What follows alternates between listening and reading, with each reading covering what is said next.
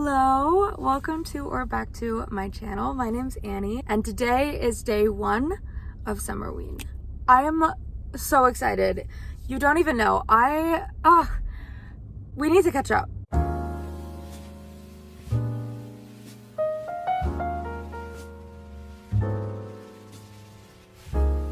Before we get into any SUMMERWEEN stuff, I need to give a quick little life update because honestly I have been so MIA on here. I've just not even been able to post or anything. I have been working 6 days a week, so that would be the main reason why. But I actually just had my last day of work yesterday because I am moving to DC. So I'm moving in a week and everything is chaos, but I'm very happy because now I will be able to do more YouTube and fun things like SUMMERWEEN, which I'm so excited for. I am actually filming this the week before SUMMERWEEN because when I move is actually right during the week that SUMMERWEEN is taking place, which is a bit of a bummer because I won't be able to like watch any of the lives, I don't think, or anything like that, like if Gabby does sprints on her channel or something.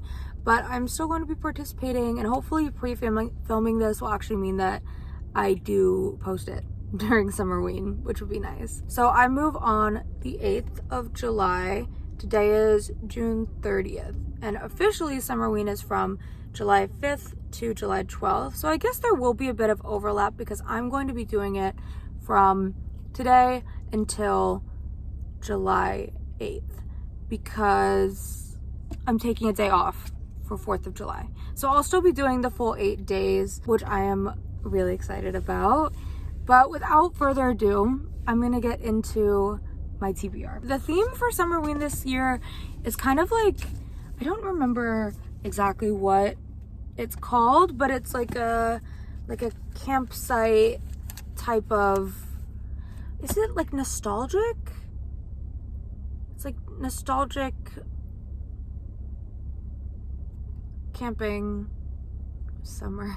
I need to rewatch the announcement video, but it's like, you know, it's cute, it's nostalgic, it is naturey nighttime vibes, which I really like. So we have a couple prompts and I'm gonna go through my TBR according to the prompts. So the first prompt is just to read a book in the dark or at night, which I can do with any of these books, which I'm really excited for. I have a little like reading light that you can like clip onto your book, and I love using that. It makes things a little bit more spooky. The second prompt is to read a horror or thriller book. I'm going to be reading all horror or thriller. Actually I think all horror. I'm not as much of a thriller girly. For that one I actually do have one just because it doesn't fit into the other prompts, and I have been dying to get to this, and that is American Rapture by CJ Lead. If you guys have been watching my channel for a while, you know that Mayfly by CJ Lead was my favorite book of 2024. I think I've read it 3 or 4 times, because I read it, I loved it. It was one of the first books I read in 2024, and then I wrote my dissertation on it. So I loved it that much. And this is CJ Lead's second book. It is about a apocalypse sort of thing and a young Catholic girl that is dealing with this apocalypse. I actually went to the author event for this, like the release tour with CJ Lead and Chuck Tingle, who was there interviewing her, and it was so much fun. It was incredible. And I got this copy of the book and I have it like signed, and like I have all this like merch from it. I have this like tote bag from it that has a picture of the book, and it says like I went to the American Rapture tour, and all I got was this Catholic guilt, which I love, and I use it all the time. And then I have like a little tarot card with one of the characters on it.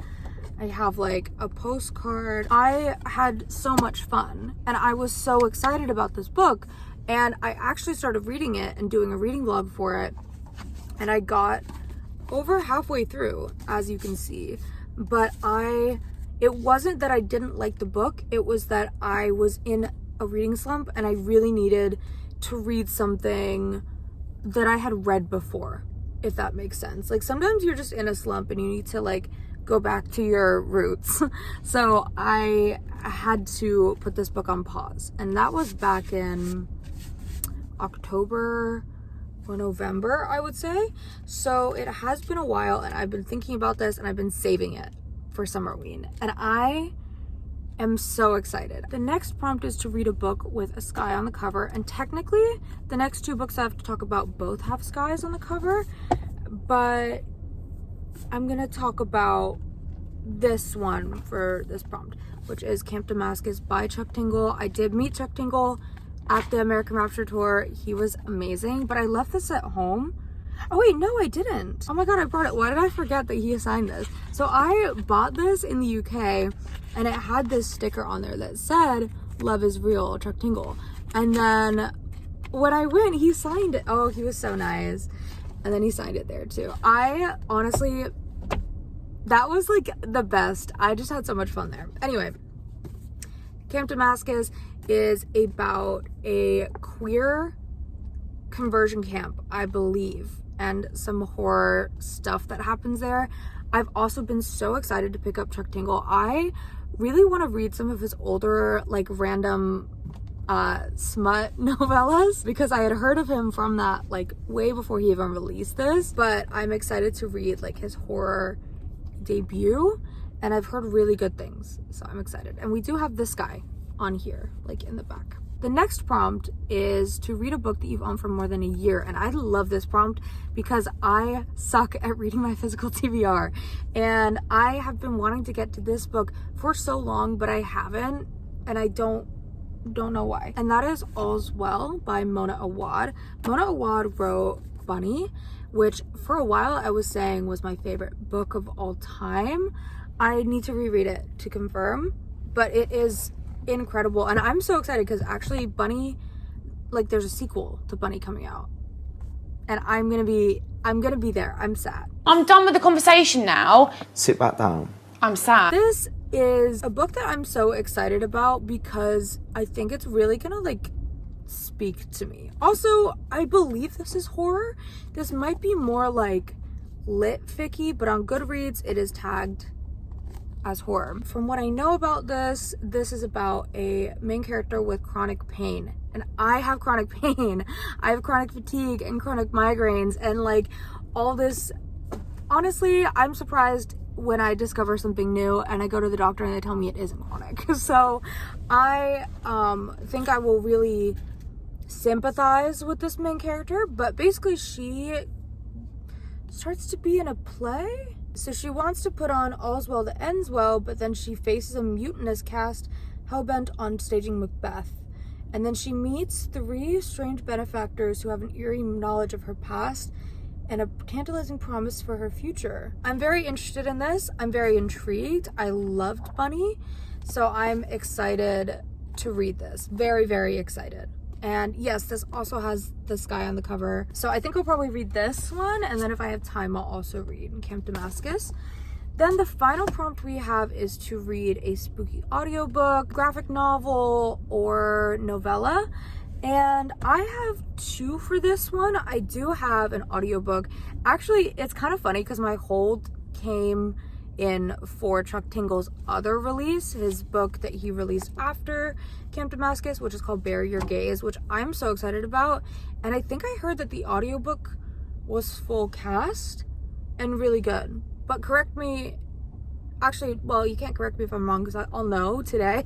But I really hope that's the case because I'm very excited about it. It is about a movie, I think, where the director is told to, like, kill off all his gay characters, and then people start dying, from what I know, which sounds like a really fun time and honestly like a really good read for summer. I feel like this book as well, because it's set at a camp, is like, you know, a conversion camp, but, you know, summer. And then lastly for this prompt, I do have this one's kind of spontaneous. I have this book called Fangs. It's a graphic novel, and I honestly just kind of saw it at my library and I thought it looked cool. From what I can tell, it's about this vampire girl and her, like, deadbeat boyfriend. I don't know if he's deadbeat. Okay, that's, maybe I'm judging too much. But I just loved the cover and the whole like look of it. And all it says on the back is, I want your love. And then love is crossed out and it says, I want your blood. So I don't know. This seems like the kind of thing I can read in like one sitting. And I'm kind of into it. Like I've seen it a couple times at my library and I just really want to pick it up. So that is the TBR. I am currently outside a coffee shop, so I'm gonna go and start my reading for Summerween. I literally, guys, I have been so excited for this readathon. I've been talking about it with my family, with my friends. I'm like, oh my god, guys, I'm so excited to like film again, to read. Oh, I just can't wait. And also it feels like my first day of summer because I just stopped working yesterday, so I feel like I'm free and like things are good and I can read. So anyway, I am gonna go and start again with American Rapture and I can't wait.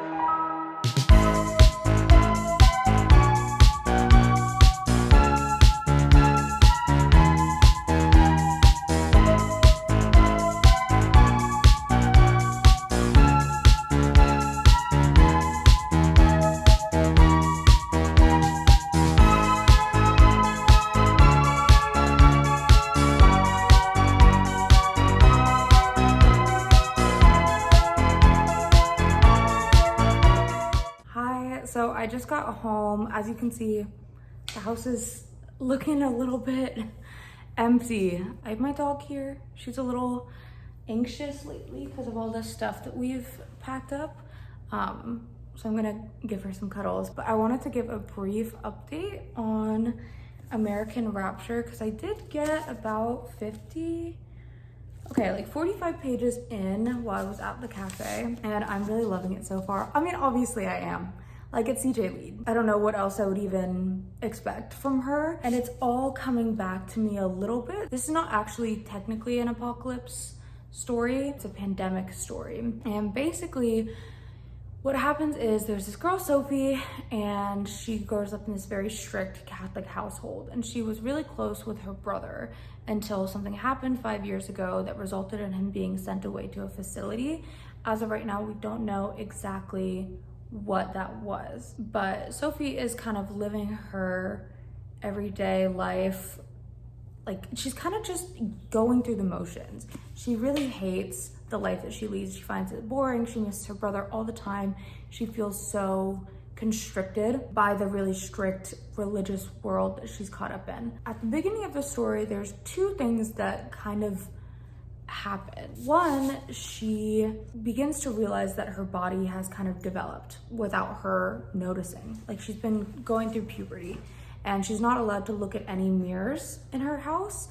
The only ones that they have really at her house or at her school are ones that only show her face. Her mom decides that she needs new clothes because clearly, like, her parents can see that her clothes are getting a little bit more revealing because she's growing. And she sees herself in the mirror for the first time in like years and is like, oh, I have this whole body that is changing and growing and I'm like this is new. And she starts to see herself as kind of like a sexual being for the first time. And then secondly, she sees this boy and she starts to feel some like sexual desire. So these are things that are happening like for her for the very first time. I'm trying to think how old she is. I would say she's in high school. So what is she, probably 16-ish? And then very much in the background of all of this are these mentions of a flu that's been spreading. And Sophie's very shielded from the outside world. Her parents are like, you don't need to even worry about what's going on, like globally and in the nation. Like, it's all good. Don't worry about it. And she's in this very small town in Wisconsin that is quite isolated. It's only a couple thousand people. But she starts to hear kind of like in the background people talking about this flu. Her dad's reading a newspaper about it.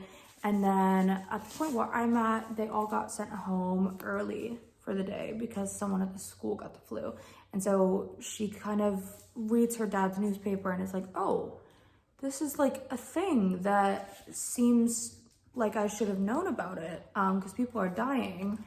And the newspaper mentions that in rare cases, sorry, my dog is drinking water. In rare cases, are you done?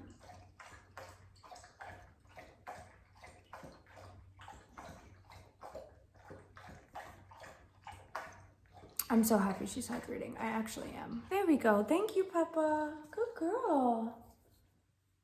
Good girl. I'll cuddle you in a second.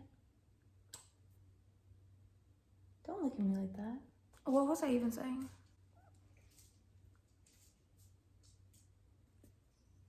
Yeah, anyways, in some forms of the virus, erratic behavior is listed as a symptom. And I'm gonna tell you right now what it is, because this is the premise of the book. I haven't gotten there in the book yet, but I know. Basically, the virus makes people really horny. Everyone's super lustful. Sophie is like facing this whole world that has kind of gone into like these like lust, like crazed frenzies as the book goes on, as a very sheltered Catholic girl coming to terms with herself and her sexuality for the first time. So I'm really excited about this. I think it's really interesting. It's something I relate to a lot. I grew up in a household that was Christian and like pretty strictly religious, especially when I was younger, and now I'm an atheist, so I am not really a part of that sort of world anymore, but I was for a long time. And I think that the ways in which especially women are seen in the church as like sinful and temptations and people who are able to be tempted easily, like Eve with the apple and whatnot, I think are really interesting. Definitely something that CJ Lead is exploring in this book. There's already been a really interesting conversation between Sophie and her mother, who she really hates. She has like a lot of resentment towards her parents for not only the Catholic lifestyle that they're living, but also the fact that they sent her brother away. And I assume, and I think I'm right, that they sent him to a gay conversion camp, which I guess we'll be talking about more this SUMMERWEEN, since I'm also gonna read Camp Damascus. But her mother has a conversation with her when they're in a dressing room, like trying on new clothes. And her mom's like telling her this pretty deep story about her past and how she used to be sinful and how she was assaulted by someone. So heavy trigger warnings in this book for sexual assault and rape and all of that stuff. And I assume that there will be more trigger warnings because this is an extreme horror from what I understand.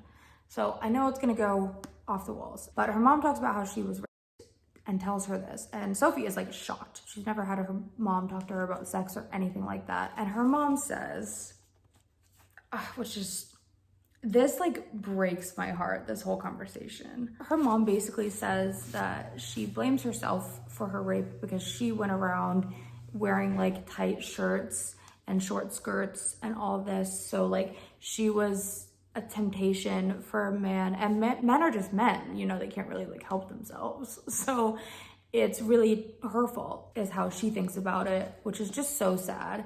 And then she says to her, you can't ever let yourself believe your beauty is anything but a sin. She says this to Sophie. Womanhood is a burden. We must know our great responsibility, or we will be taught to us, and not gently. It is our duty as women to cover ourselves and hide these bodies so that we don't tempt others to sin or fall into vanity or lust ourselves. Not for flesh, not for knowledge, or like a stupid young girl, the world beyond. God gave us all burdens, and this is yours. And like, oh, it's so relatable. It was never laid out to me like that in those like terms as straightforward as that in my childhood. I have this kind of internal shaming like voice in my head that comes from that like religious narrative. So I don't know, I'm just finding it all really interesting.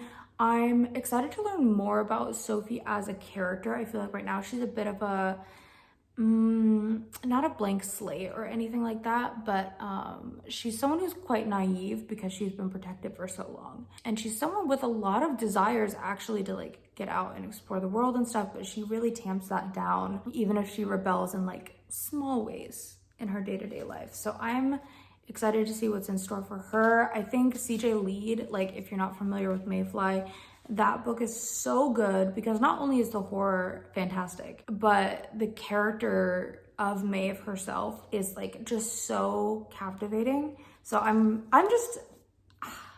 so excited, and I am so excited to be like back in the swing of things with reading.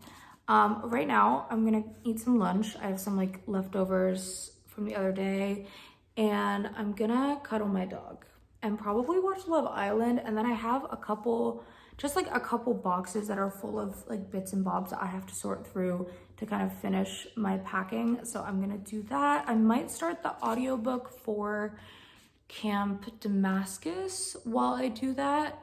But I will update you guys later. So this is my room. Cute, I know, I live in the laundry room. This is the cot I'm sleeping on, and all of this stuff, except for like the clothes back there, need to go in this box. So that's what I'm gonna do.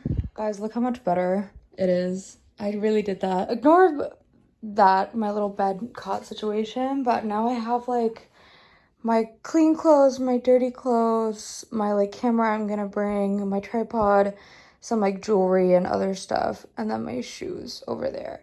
And my room finally feels like it's actually organized for the first time in days. So it's like 9:30 now, and I, as you can see, was cleaning my room and like finishing packing and stuff, which I did, and now I feel so much better now that it's not just like a pile of things at the foot of my bed.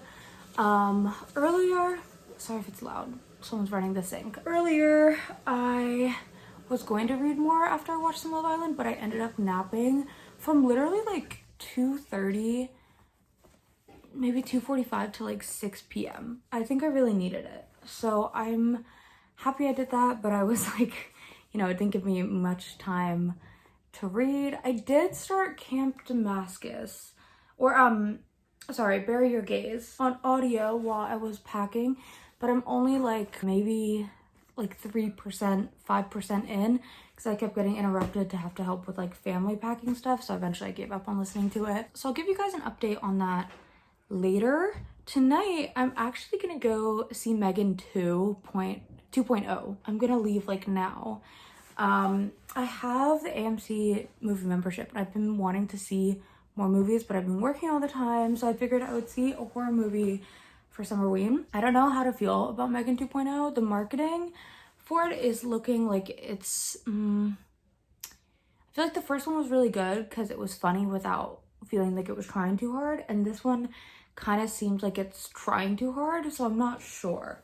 We will see how it goes. But in terms of like the horror options at the theater, it was this, 28 Years Later, or the new Final Destination movie, and I haven't seen 28 Days Later or the Final Destination movies. So this is the one we're going with, and I will let you know how it is after I see it. I'll probably get home and do some more reading tonight.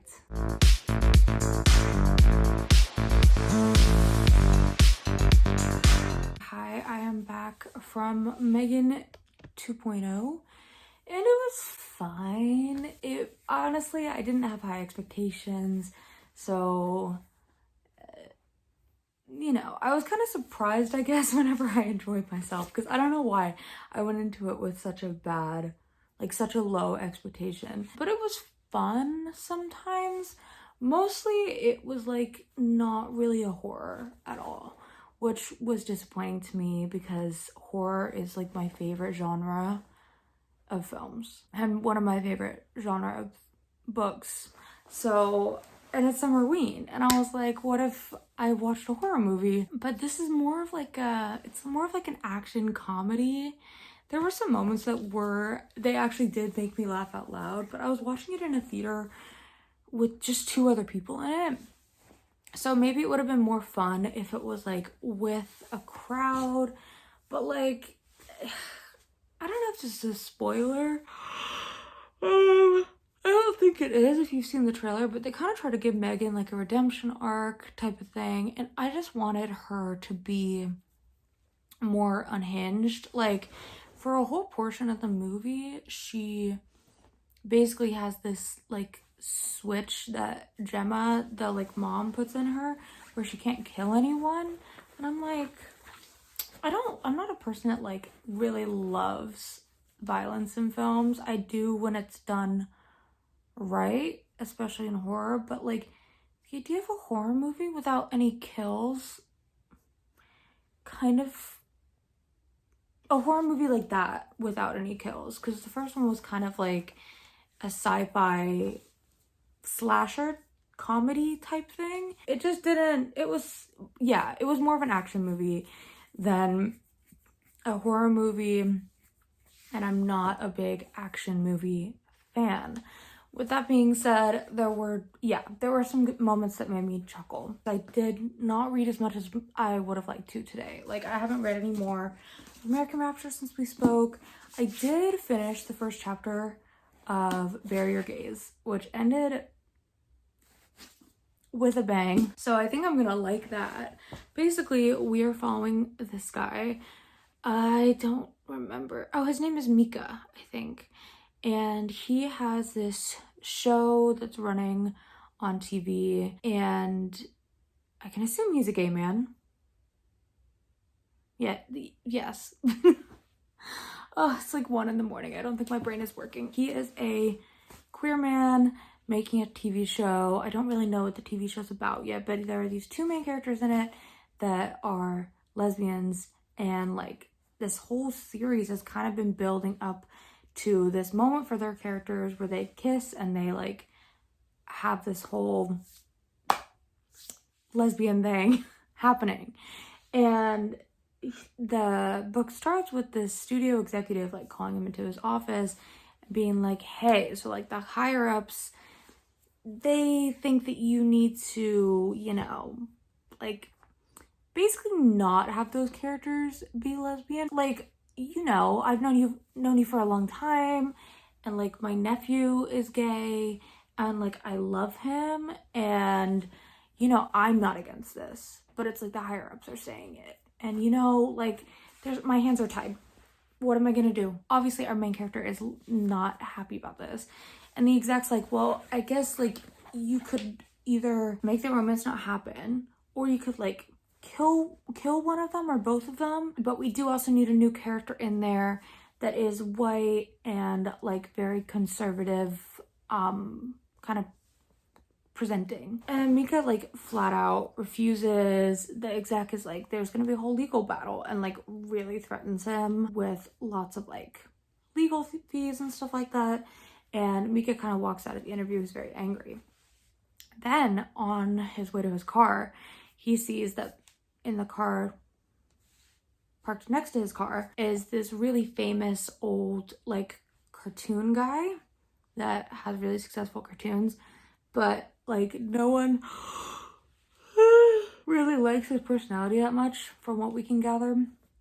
And he seems to be kind of like harassing this woman that's one of the costuming people, and he grabs her by the waist, and Mika's like, hey buddy, like get your hands off her. And it seems like they're about to have an altercation, and then a giant grand piano drops out of the sky and completely crushes that man, the cartoon man. I mean, he was a real man, but he made cartoon. It's not funny. It's actually really sad.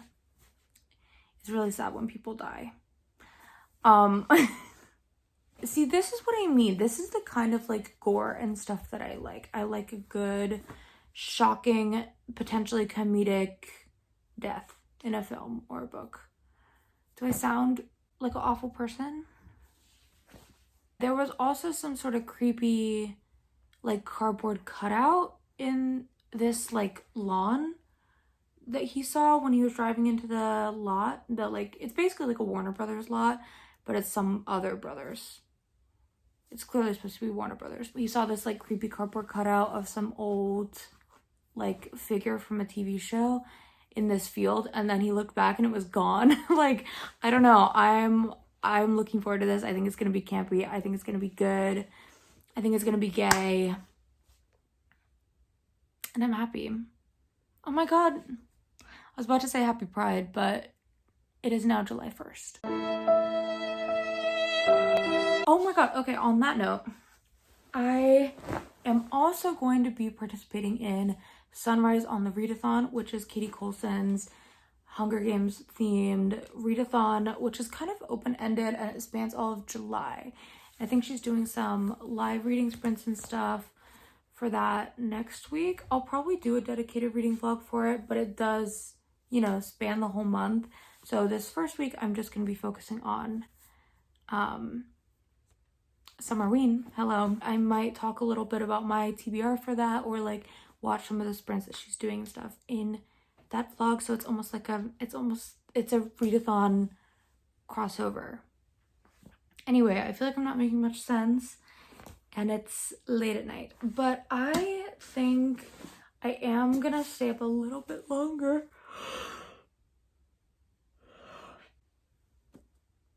I'm going to stay up a little bit longer and read some American Rapture with the lights off and my little reading light, so I can cross off that first prompt. Tomorrow I'm gonna read a lot more. I don't really have any plans for tomorrow. Maybe I'll go to the beach, but I definitely want to read a lot of this tomorrow, and I will see you guys tomorrow because I've been talking too much. Okay, goodbye. Bye.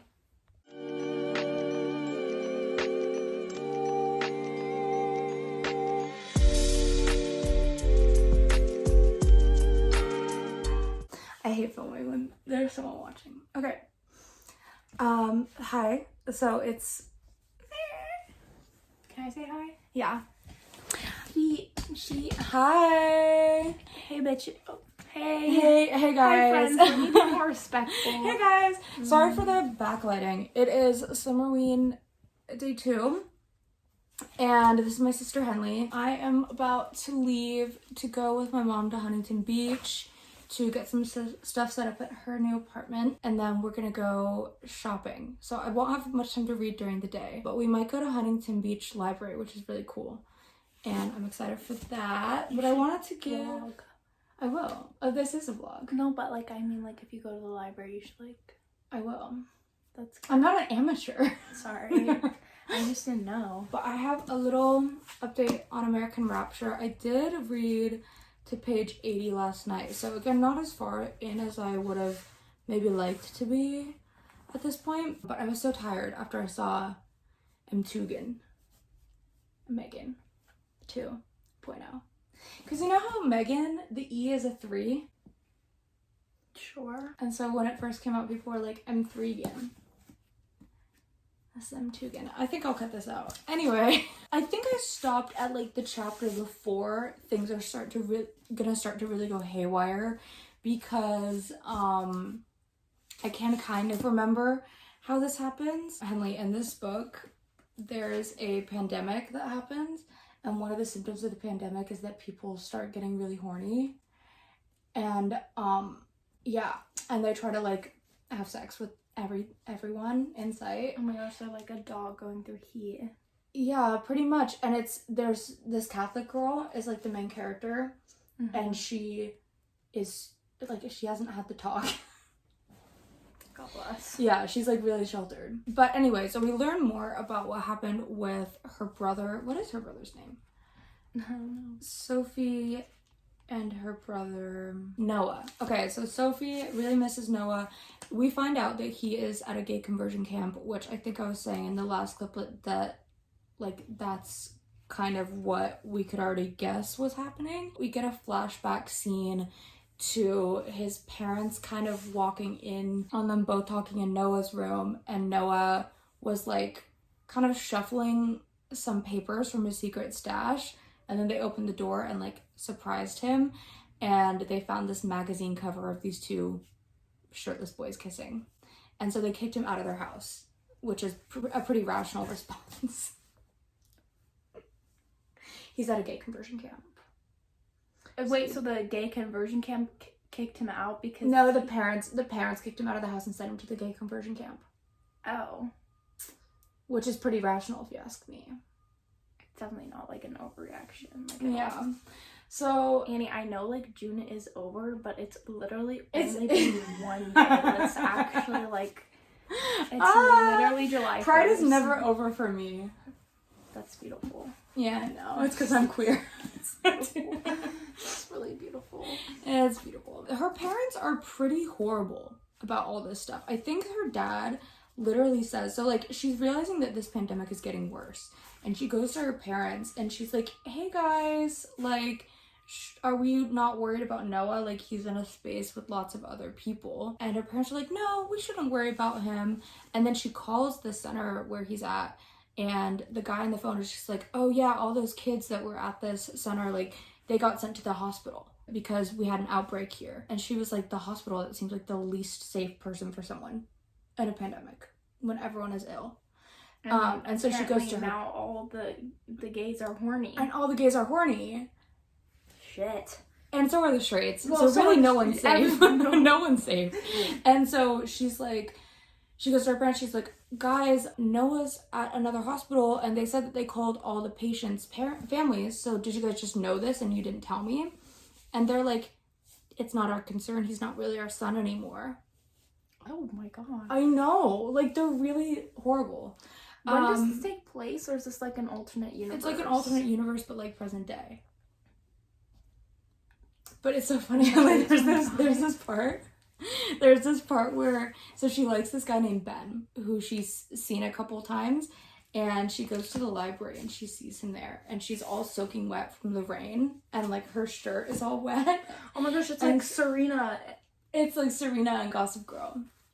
Yeah, but she's like wearing a white shirt, and so he can like see her bra and stuff.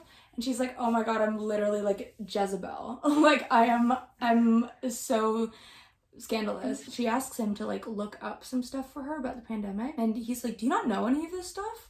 And she's like, well, no, because her parents aren't telling her. And then there's this one part, God bless her, he offers to like email a bunch of articles to her, and she's like, no, I'll have no way to read them. And he goes, right, are you Amish? It's really, that's scary.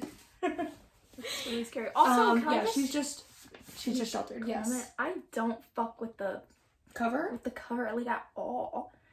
Mayfly had my favorite cover. That was like the cover of the other, you know, the one I have of like the eyeball and all the Also, teeth like, and stuff. who is this Dua Lipa chick in the, like, why is this does not Sophie? She literally looks Maybe like it's Dua Sofa. Lipa. She Why does she does. literally, because that's like a real person, like, it's like a it's like a photograph. like a kind of collage. Yeah, type it's like thing. weird, but she literally looks like Miss Dula Peep. So, Dula Peep. She does. And I was trying to think like what this black thing is. Maybe it's like a snake to represent temptation. I don't really know. But I loved Mayfly's cover. Do you know a snake is the bi symbol? I should have. Yeah, you should have. I'm literally your 17-year-old straight sister, and I know that, you fucking fake. I'm a bad bisexual. You're literally a terrible. Technically, I'm pan. Oh, well then, forget I said anything. Yeah, actually, Pride Month never ends for me, but clearly it ends for someone else. Anyway, Right. So anyway, the tension is building really well, I think, especially because we know now some of the symptoms of this virus, namely that like people start coughing, they get a fever, and then for men they get this red rash on the backs of their hands, and those are like the warning signs, right? So you're having people like one of the nuns, oh my god, it was actually really scary, one of the nuns that like teaches her classes, because she goes to this Catholic school, like had to step out at the beginning of the book and like go cough in the hall. And then like 60 pages later, our girl Sophie is like trying to look stuff up at the library, and the nun comes up behind her and is like, you shouldn't be looking for things like that. And then Sophie turns around and the nun tries to like kiss her and she has to run away. But it's like the warning signs were there. Horny? Yeah, the warning signs were there because she was coughing and stuff earlier. So now you're like, are you're people on the dying lookout. from this, or are they just like People are going dying. feral? People are dying. So they just like they go feral and then they also die. So there's been already a couple deaths like in the area. They've had to shut down the school, or like they sent people home early one day because someone got sick there, and then now more and more people are like not showing up to school. So it looks like things are kind of like shit's about to hit the fan. You know, sometimes I think authors are the most psychotic people out there, because like this is like it's kind of It's a crazy like concept. It's a crazy concept, and like to be like just to like have this idea just like come to you, be like you're just like in a writer's block and you're just like sitting somewhere and you're like, oh my gosh, like I figured it out. Like well, you know what it is? This is gonna be like what's really interesting is I went to the author event for this. This is the one I went to back in like September or October, because Mayfly, her other book, was like my favorite book of last year. I wrote my diss on it and all that, and she was saying that this is actually the first book she ever wrote, and she's just like been working on it since she was like 15. And like it's like evolved a lot and stuff, because she grew up really Catholic and had a really hard time with the like internalized misogyny of that. So this like touches on that a lot. It's like a lot about how like women in the Catholic Church are kind of like told that they're like just temptation for men to sin, so they have to like cover themselves up so that men don't sin, because men are just men, right? Like they can't help themselves. They really can't. But it's like she was talking a lot about how like her upbringing in the Catholic Church and how restricted it made her feel came through. Like she was trying to find a creative expression for that, and that's what this book is. oh well, that's So kind of that's her like, this is her like trying to let all that go. But it's like, you know, she's a horror writer, so she does it through horror. And it's like the main character is really just this girl that's like going through like puberty for the first time and stuff. She's like 16 and she's like fully realizing like her body and her sexuality, and then that happens to coincide with this big pandemic. Yeah. Oh, I also just don't. You don't fuck with it? I don't fuck with it. Also, what is either yours is Like like the really texture? grimy and dirty? No, or it's not. This is the texture of the I dust just- jacket. I kind of like that texture for a dust jacket. Is that what it's called? Yeah. A dust jacket? Yeah, but like, it Are is we kind of for sad because this got serious? all yellow because of the sun in my room. Was it white before? Yeah. Oh, at the like top. so, like look at the side and then you look at the It kind top. of just looks like Right? someone spilled coffee on it. It does kind of. So yeah, the coffee's a little battered, but look. Oh, okay. Keep it simple. Oh, I remember. Yeah, and then she wrote in my other book too. I have to go. I have to go.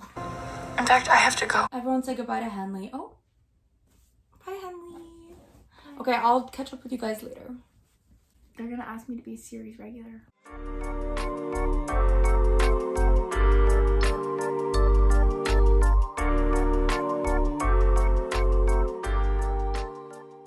I just don't know about these shorts. Like they're like, I just feel like they don't look right.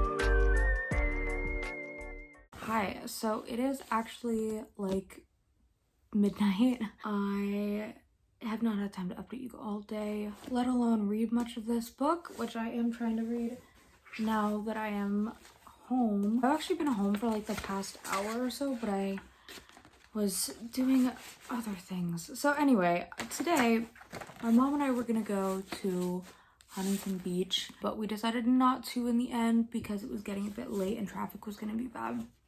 So instead we just went to the mall and she bought me shorts. Let me show you. I can give you a little haul because I didn't have any shorts, which was kind of criminal. So I got a black pair and a like medium wash pair, both from American Eagle. They're not the ones that I showed you that I tried on earlier. Those just were not it. These look a lot cuter. So she got me one of each, which I appreciated.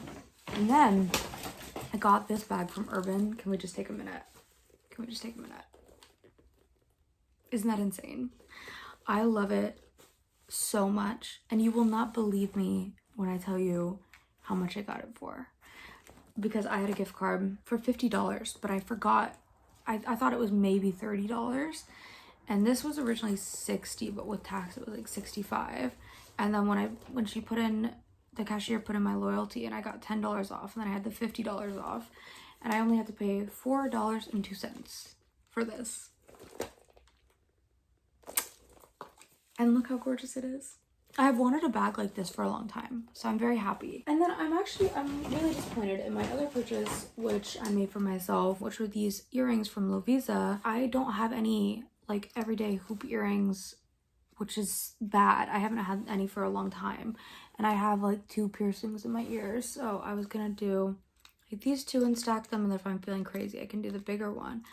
But I didn't realize until after I got them, I hope you can see, there's like these little posts almost on these earrings on the front bit right there.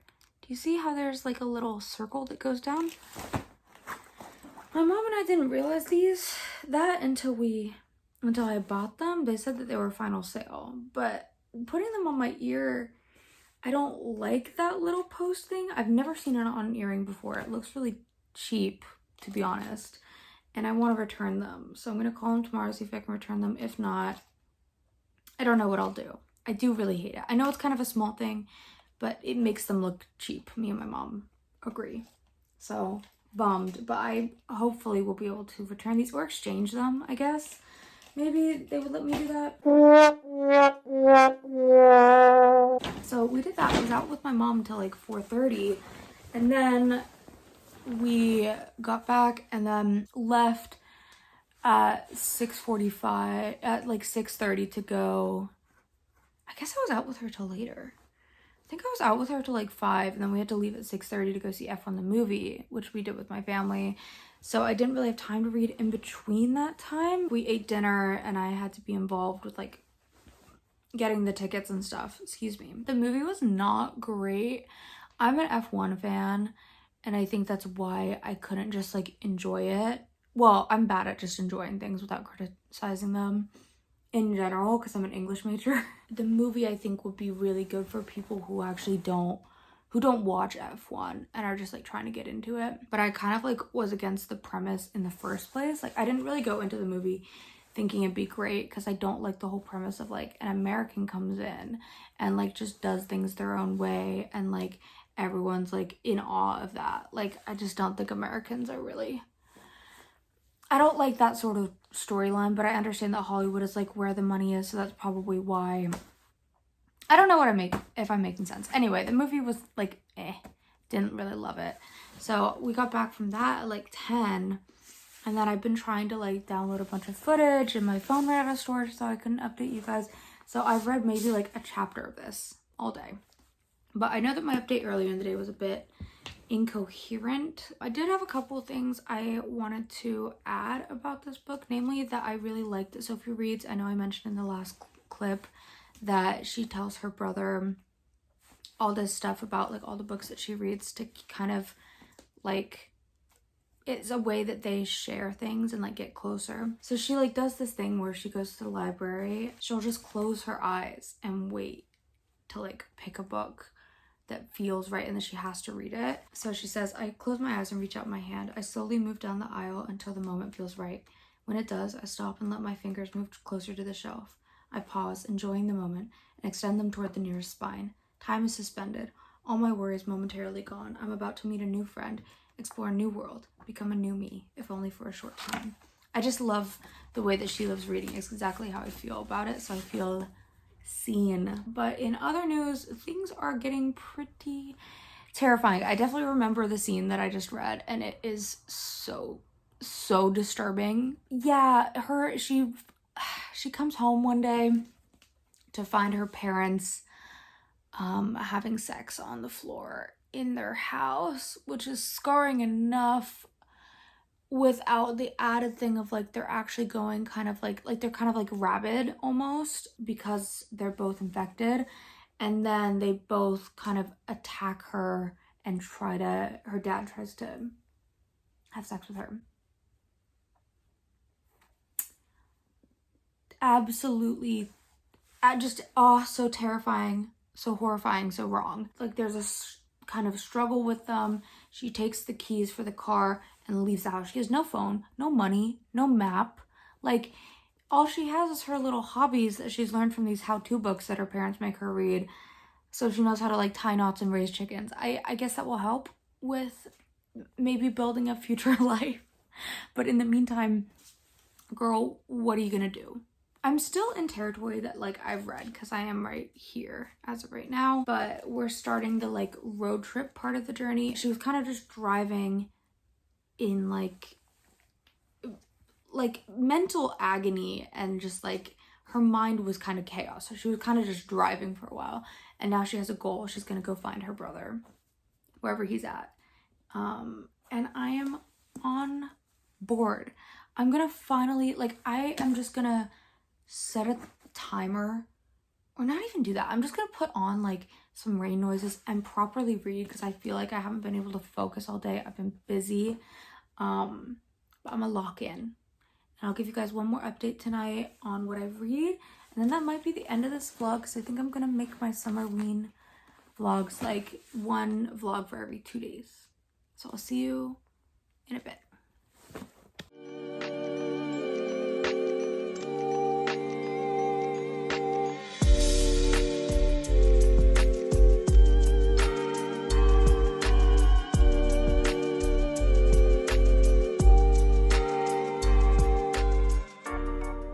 Okay, so it's been about an hour. It's like 1 a.m. now, so I'm gonna go to bed. But I'm now on page 127 of American Rapture.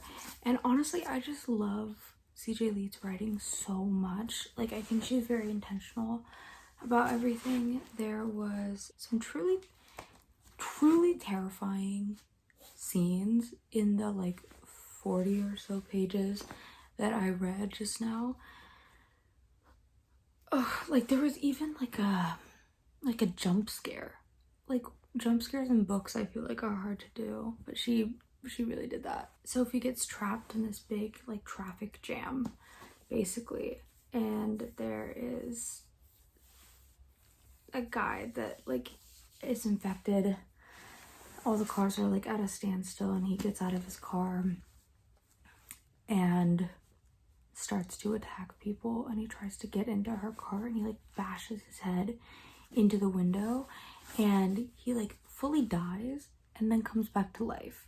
And it's like, oh, so this is not only pandemic, this is zombie apocalypse. So scary. The police eventually come, and Sophie meets this police officer named Morrow, who I actually have on the little tarot card right here, Saint Morrow. The paladin. He kind of doesn't know what to do with her because all of the like other youth that are alone are being sent to these like schools and hospitals and stuff, but the bus of the kids that they just were loading in just then, there was someone infected on there, so he doesn't want to like they weren't taking anyone else. So she goes with him and like the other cops to a diner, and they get some food, and she tells him that she's 17, which is a lie. Like she will be soon, but she's 16, and that her family is in Waukesha County, which is where her brother's hospital is. He's like, well, I can't like take you into that place because there is a quarantine on that. I can't take you into a quarantine zone. So right now they're heading to his friend's house, but just her writing is so good, so cinematic. What I was saying earlier about her being like really intentional, I circled all the times that she said that the word red was used on this page, and it's used 4 times on this one page. The tension and suspense that builds when you like know that someone's infected is so like scary. Like to see the rash or something, or like someone coughs. I think I was saying this earlier, but then red, I made a note the first time I was reading this, but red is like sin and lust. That's what it represents, but it's also now infection. Like, imagine you're like just discovering your sexuality for the first time and you've already been taught that sex is like sinful, and then all of this shit starts happening. I don't know how you could ever have a healthy relationship with sex after that, but I'm just really intrigued. I can't wait to see what happens next. I know a little bit because I think I've read maybe 70 more pages of this, but this is all like a good refresher for me, and I'm just noticing a lot of things and completely loving it.